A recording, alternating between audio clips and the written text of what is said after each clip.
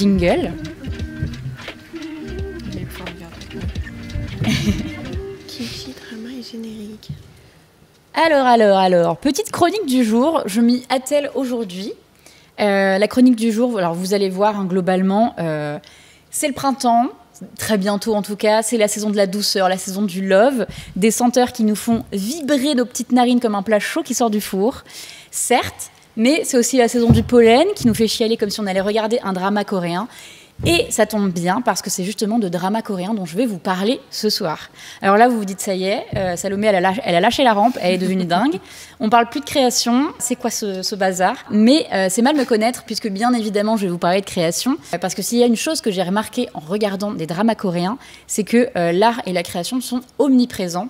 Donc j'arrive donc, pour ceux qui auront la ref, comme Jung-Won, pour faire une petite sélection créative des meilleurs opening titles de dramas coréens. Je vous ai fait 3 petites sélections et vous allez voir, c'est absolument divin. Mais bref, toute cette intro, voilà, pour vous parler de générique, vous savez, c'est ces petites parties, ces petites séquences au début de votre série sur lesquelles on chante à tue-tête comme si on était au karaoké. Mais c'est un peu comme le bébé des voisins, globalement. Quand ça pleure la première fois, il n'y a pas de souci, mais au bout de la 3e, 4e fois qu'on entend exactement la même chose, voilà, on en a un petit peu marre et on skip direct sur le bouton Netflix. Du coup, les Coréens ont fait fort parce qu'ils m'ont fait renouer avec l'art du générique et l'art avec un grand A. Et je vais vous expliquer pourquoi. Mais avant de vous montrer ma sélection des plus beaux génériques d'opening de drama, on va faire un bref retour sur l'histoire du générique. Oh là là, merci, quelle synchronisation. Donc, pour vous faire un petit peu l'historique globalement de l'histoire du générique, il y a quand même pas mal de petites choses à savoir. La plupart des crédits de début de film, qu'on appelle aussi title sequence ou opening credits, ça montre surtout les noms des acteurs et le nom des agences de production. Donc globalement, il y a très très peu de considération pour les petites mains, que ce soit les acteurs figurants ou le reste du crew. Très clairement, voilà, on n'a pas grand-chose. Il faut attendre les années 1970 pour avoir ce qu'on appelle les génériques de fin, avec des crédits qui vont être beaucoup plus longs et beaucoup plus précis, avec les acteurs additionnels, les caméramans, la SFX, vraiment tout le monde, quoi. Et dans les années 1900, les premières choses qu'on a eues pour les openings, c'est ce qu'on appelle les title cards. Donc là, je vous ai mis des exemples à l'écran. Alors, donc des cartes titres, et c'est littéralement quelqu'un qui allait calligraphier à la main des typographies avec le nom de l'agence de production, le nom du film, et on allait photographier tout ça et on allait l'insérer dans le film. Et je trouve ça absolument fou que ce soit quelqu'un qui faisait tout ça à la main. Je trouve ça vraiment beaucoup, beaucoup trop beau. Et oui, le magicien d'Oz, c'est une petite référence pour Guy Jaune. Donc voilà un petit peu des exemples de ce que vous pouvez voir. Et alors un exemple que j'aime beaucoup, je vais vous le passer à l'écran en même temps que je vous explique. Là, ce que je vous montre, c'est le opening title de Showboat. C'est un film qui date de 1936. Et tout cet opening, c'est de la sérigraphie. Ça a été fait par John Harkrider. Et en gros, ce sont des bannières qui sont faites en papier. Donc toute une scénographie, et qu'il a ensuite placé sur un plateau tournant. Et qui ensuite ont filmé. Et du coup, ça, c'était les opening titles de ce film Showboat, qui était avant tout une comédie musicale à Broadway. Je trouve ça absolument fabuleux. 1936. Voilà, 1936. Donc je trouve ça absolument fou comment ça a été réalisé. J'ai découvert ça en faisant des recherches sur cette chronique et je ne suis absolument pas déçue. Guillaume qui me dit c'est magnifique cet opening, mais on est d'accord, c'est beaucoup trop beau. Là, je zappe un petit peu dans le timing. On passe en 1966, où là, pour le film Fahrenheit 451, on avait un opening title qui était un petit peu particulier, puisqu'on a utilisé un générique d'ouverture qui était uniquement parlé et pas écrit. Tout simplement parce que le film est dystopique et il parle d'un monde dans lequel les livres auraient tous été brûlés et dans lequel on ne pourrait plus lire, on ne pourrait que parler. Et donc, ils avaient le parti pris, finalement, de faire, du coup, cet opening title complètement parlé. Donc je trouvais ça aussi intéressant d'en parler. Je vous mettrai le lien Notion à la fin de la chronique, mais je vous ai mis un lien avec toutes ces références que vous pourrez retrouver, et vous pourrez retrouver notamment voilà, toutes ces petites choses-là. Il y a des liens en plus, je vous en parlerai un petit peu. Ensuite, on a eu vraiment l'art grandissant donc, du cinéma dans les années 50, 60, et là on a l'arrivée des géants du design graphique comme Saul Bass et Maurice Binder. C'est très probablement des artistes dont vous avez vu le travail, mais dont vous connaissez peut-être pas le nom, Saul Bass étant le plus connu. Mais pour vous faire un petit topo, Saul Bass, c'est vraiment le papa du générique. Il a changé beaucoup de choses. Je vous mets notamment le visuel de La mort aux trousses, le film d'Alfred Hitchcock. Pourquoi celui-ci en particulier? Tout simplement parce que c'est le tout premier à utiliser de la typographie cinétique, c'est-à-dire de la typographie en mouvement. Donc ça, c'était une innovation majeure pour l'époque. Le film date de 1959. Et voilà, c'était vraiment un pivot dans l'histoire du générique. Donc je me suis dit que ça serait quand même pas mal de vous le remettre. Et sachant que Saul Bass a aussi fait vraiment tous les films d'Hitchcock, c'est vraiment un nom dans l'histoire du générique. Il a vraiment changé beaucoup de choses. Et sur ce lien Notion, vous pourrez retrouver notamment des liens avec une vidéo YouTube de 7 minutes sur Saul Bass, et on entend sa voix et il parle un peu des génériques, et c'est fascinant, absolument fascinant. Il explique un petit peu. C'est hyper moderne. Pour l'époque, c'était complètement fou, et je trouve que ça marche encore très très bien aujourd'hui, quoi. Petit coup de cœur pour Saul Bass. Coup de cœur aussi pour Maurice Binder. Maurice Binder, vous connaissez peut-être pas son nom, mais vous avez bien évidemment vu son travail. C'est lui, l'inventeur du générique de James Bond. C'est lui qui a inventé cette vue que vous voyez à l'écran. Donc ça, c'est absolument incroyable aussi. Ça s'appelle, il y a même un nom qui est donné pour cette séquence, ça s'appelle le gun barrel. Donc en vrai, c'est vraiment la vue que vous pourriez avoir depuis le pistolet. Pareil, pour ça, pour l'époque, c'était quand même assez fou. Et je trouve que voilà, on a plein de couleurs. Petit coup de cœur aussi pour Maurice Binder, très clairement. Il est génial, générique. Et puis en plus, vraiment, il s'est pas démodé. Il est trop bien. Mais ça marche encore de fou pour aujourd'hui, quoi.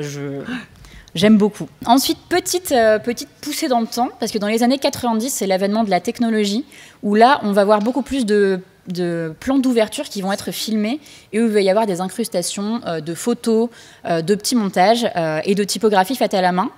La plus connue de cette époque, c'est pour le film Seven, qui est sorti en 1995, et c'est Kyle Cooper qui s'en est occupé. Et alors pareil, vous aurez le lien de la vidéo dans le lien Notion, mais pour vous donner une idée, Kyle Cooper a été nommé, enfin en tout cas le générique de Seven a été nommé par le New York Times Magazine comme l'une des innovations de design les plus importantes des années 90. Rien que ça, on ne lésine pas sur les mots avec eux. Mais voilà, c'était un beau générique. Il est très particulier, c'est vrai, il a une esthétique particulière, mais ça a changé beaucoup de choses dans de nombreux génériques. Et ensuite, au début des années 2000, là, on va commencer à enlever les opening titles. Beaucoup trop de tristesse. Mais par exemple, dans Batman Begins, en 2005, il n'y a pas d'opening title. Et globalement, en fait, le titre du film ne va être montré qu'à la toute fin du film. Donc pareil, ça, c'était un petit changement pour l'époque. Et je vous laisse juste avec une dernière vidéo avant de passer au drama coréen, parce que c'est de ça dont on parlait de base. La vidéo, c'est le film Hollywood, qui date de 1976, qui a été fait par Saul Bass. Pourquoi je vous la montre en dernier? Et là, je vous montre vraiment une micro-partie, puisque ce générique dure 4 minutes au total. En fait, c'était un documentaire sur le cinéma, et Saul Bass a décidé de faire plein de séquences complètement différentes les unes des autres. Et du coup, c'est bourré de références et d'inspirations différentes de comment on pourrait montrer un générique. Je trouve ça absolument fascinant. Vous avez vraiment la version longue dans le Notion. Donc, n'hésitez pas à aller voir ça, mais je trouve ça... Enfin voilà, je trouve ça hyper intéressant de voir ça. Je ne travaille absolument pas dans les génériques, et pourtant je trouve qu'on peut y trouver plein d'inspiration pour beaucoup de choses. Donc je me suis dit que j'allais vous le mettre quand même, j'allais vous le mettre en avant. Mais du coup, qu'en est-il des Coréens? Alors, messieurs, dames, la Corée n'est pas en reste dans le domaine du title sequence. Alors, clairement, je ne vais pas vous retracer non plus l'histoire des opening titles coréens, parce qu'il me faudrait une aide immense, déjà, rien que pour comprendre la langue, parce que mon niveau de coréen est inexistant, très clairement. Mais voilà, j'ai fait quelques recherches et je vous ai fait une sélection de mes favoris du moment. Donc, je vais vous montrer 3 génériques que je trouve absolument sublime. Le premier que je vais vous montrer, c'est Mask Girl. Donc c'est un drama coréen, pour le coup que je n'ai pas vu, mais vous allez voir que les images sont absolument magnifiques. Donc je vais vous laisser, il dure un peu plus d'1 minute, donc je vais vous laisser la vidéo pendant 1 minute.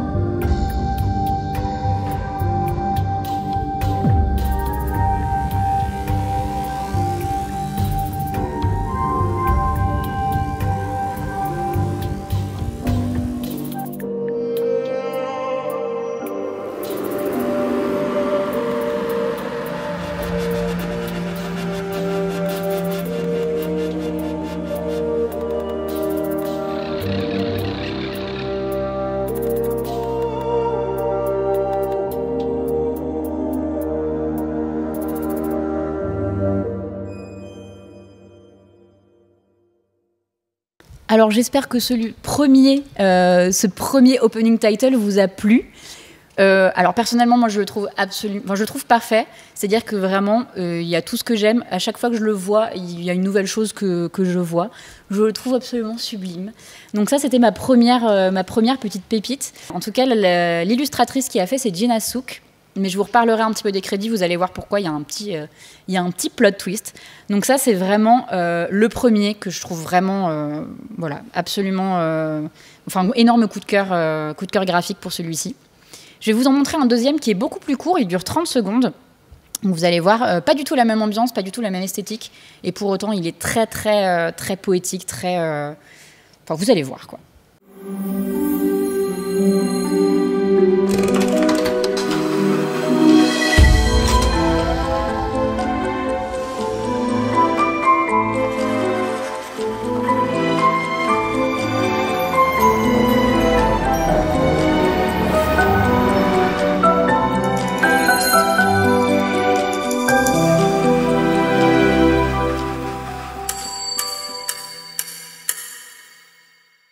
Alors celui-ci, c'est A Time Called You.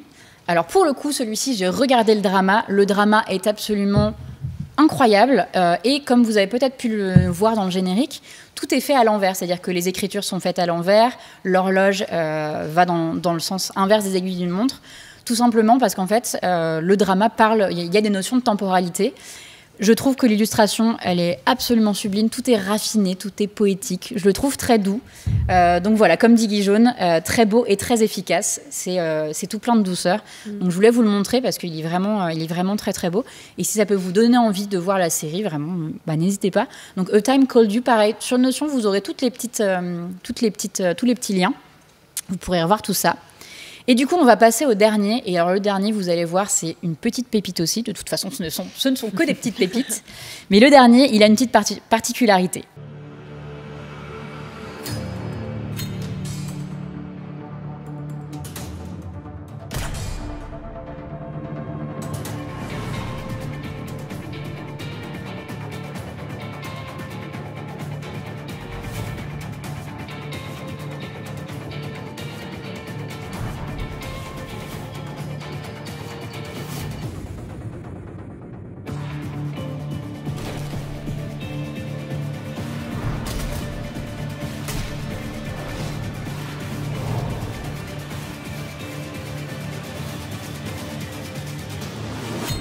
Alors là, vous l'aurez compris, on est sur un hommage. En fait, clairement, moi, je l'ai vu en tout cas comme ça. C'est vraiment pour moi un hommage à la fois à Saul Bass et à Maurice Binder. Et celui-là, je le trouvais assez intéressant parce que justement, je trouvais que ça montrait bien à quel point ces deux artistes des années 50-60 ont eu un impact dans le monde entier, puisque là, on est vraiment en Corée. Donc pareil, graphiquement, on est sur quelque chose de totalement différent des deux premiers. C'est aussi pour ça que je voulais vous le montrer, parce que ça change clairement. Et voilà, je les trouve très très beaux, ces trois-là. C'est un exercice de montage pur, c'est génial. Pour ceux qui aiment les collages symboliques, le générique Dan with a Knee est si beau, tant dans le détail, le jeu des pleins et des vides. Saul Bass, c'est le papa du motion. Oui, complètement. Donc ça, c'était un petit peu mes trois gros coups de cœur que j'ai eus. J'en ai plein d'autres que je vous ai mis du coup dans le lien de ce fameux Notion. On vous le remettra aussi. Il y en a un qui est passé à ça de faire, mais c'est juste qu'on n'a pas assez le temps pour vous montrer vraiment tout. Mais il y a The Deal aussi, où vous verrez qu'il y a du papier découpé. Il y a vraiment beaucoup de choses qui sont absolument sublimes. C'est des petites pépites d'inspiration. Ils sont trop courts à chaque fois. 30 secondes, c'est trop court pour un truc pareil. Le premier est plus long, et c'est presque étonnant, parce que c'est vrai que les autres sont assez courts, mais celui-ci est vraiment plus long. Et alors du coup, sachez-le, j'ai passé des heures, mais quand je vous dis des heures, ce n'est vraiment pas un mensonge, à chercher les artistes ou le studio qui était derrière ces génériques. Et autant vous dire que c'était un petit peu une galère. J'ai fait même appel à des amis qui avaient des connaissances en Corée, donc c'était vraiment une galère. Mais la recherche. C'est vrai qu'on a tous un peu râlé sur les génériques à rallonge où c'est trop long et du coup on veut vite passer. Sauf que là, j'étais un peu dégoûtée parce qu'en fait sur Netflix, il n'y a plus trop de génériques. On met vite fait 2-3 trucs, mais c'est tout. Donc du coup, j'ai pas pu avoir les infos sur Netflix. J'ai fait effectivement mon Elio enquête. Et du coup, j'ai un peu cherché en soum sur le Darknet. pour savoir qui avait fait quoi. Alors, plot twist, les 3 que je viens de vous montrer ont été faits par la même agence. L'agence s'appelle... donc, c'est une agence coréenne. Et elle est responsable de la majorité, globalement, des génériques de drama que vous pourrez trouver sur Netflix. Dès que j'en cherche un, c'est eux qui l'ont fait. C'est pour ça qu'il dure 30 secondes. Ouais, franchement, je pense qu'ils en ont un tas à faire. Et cette agence, elle s'appelle Undesign Museum. Et c'est une petite agence, ils sont moins de 50 employés. Donc, pour le taf qu'ils font, c'est très, très peu. Et ils travaillent aussi beaucoup avec des freelances coréens. Donc, ça pourrait être vous et moi qui pourrions faire des génériques. Et elle est que très, très peu mentionnée, en fait, cette agence, si ce n'est jamais. C'est-à-dire que dès que je regarde le peu qu'il y a dans les génériques, on ne parle pas d'eux. Je trouve très peu d'articles sur eux. Alors, peut-être si je faisais une recherche en coréen, je trouverais, mais j'ai pas trop l'impression, globalement. Ça part sur un mail de candidature. Et pour tout vous dire, j'ai réussi à les trouver mon dernier recours, c'était Behance. Parce que justement, vu qu'ils travaillent avec des freelances et aussi ils prennent beaucoup de stagiaires aussi, et bien souvent, en fait, c'est des personnes qui vont mettre le travail sur Behance et qui vont mettre, eux, les crédits intégral. Enfin, de manière intégrale. Mais en tout cas, ils mettent tout. Et voilà, je trouvais ça chouette de donner leur nom, parce qu'on les voit jamais. Ils sont assez peu actifs, mais voilà. Undesign Museum, vous pouvez les trouver sur Instagram. Pareil, sur le lien Notion, je vous ai mis tous les liens vers leur site, leur Instagram. Et du coup, vous pourrez voir les derniers génériques qu'ils ont faits. Vraiment des petites pépites. Donc voilà pour cette chronique, j'espère que ça vous a plu. Mais bref, vous l'aurez compris, globalement, quand on mêle design, poésie, musique, ça nous donne envie de nous évader, de tomber dans les bras de nos actrices coréens préférés. Et personnellement, voilà, moi, ça m'a vraiment... je ne les passe plus, je les regarde parce qu'ils sont vraiment absolument sublimes. Et même certains génériques dont je ne connais pas la série m'ont donné envie de regarder la série. Donc je trouve que c'est assez fort, mine de rien. Plus fort qu'un trailer, parfois. Donc voilà pour cette chronique. J'espère que ces petites sélections vous auront plu. Est-ce que vous avez un générique qui vous a marqué, genre un opening credit qui vous marque? Ce matin, on m'a parlé de Desperate Housewives, où on avait les œuvres d'art, etc., qui étaient placées. C'est vrai qu'il était chouette, celui-là. C'est vrai qu'il était pas mal. Je sais pas si dans le chat, vous avez des petits faves. La musique joue beaucoup à chaque fois. Ouais. Par exemple, Friends... Friends, ouais, tu retiens par cœur. Tu retiens la musique, ouais. En fait. Plus je que vais les faire, images. Shame dans les commentaires, mais celui de Pretty Little Liars, moi je l'aimais trop. J'ai jamais regardé. Du coup, je oui, le connais la pas. Musique, avec toutes les séquences. En fait, l'esthétique est très particulière. On dirait presque que c'est pas vraiment de la vidéo. Ouais. Ça fait un peu presque collage, mais ça se voit quand même que c'est de la vidéo. Enfin, j'aime bien l'esthétique, moi. Ah, il y a plein de trucs dans le chat. Alors, Monstres et compagnie, c'est vrai que l'opening title de Monstres et compagnie, il est Ma sorcière bien aimée, un vieux truc. Ah oui, oui. Mais c'est vrai que c'est génial. trop bien. En termes de design, c'était assez drôle. Moi, ce que j'adore, c'est l'habillage du Gaumont Pâté, Angela Anaconda. Oh non. On en a parlé récemment. Penny Dreadful, toujours efficace. Je ne l'ai pas vu. Et récemment, Mashal avec son opening Bling Blanc Blanc Bim. Ah oui. Je l'ai pas vu, ça je connais pas. Pas vu. Mary Poppins pour un pixel à la fois. Et le dernier de One Piece qui a fait le buzz. Un jeu de style graphique magnifique. Je l'ai pas vu non plus. Je suis un peu en retard sur mes génériques. Moi, mon petit préf, je vous l'ai mis sur le lien Notion pour le coup, pour que vous retrouviez la vidéo. C'est l'opening des 101 Dalmatiens. C'était plein de tâches qui arrivaient et les noms arrivaient sur les tâches. Je trouvais ça absolument fabuleux. Je l'adore. Sasa Gayo pour Guy Jaune et Mad Men pour Hathor.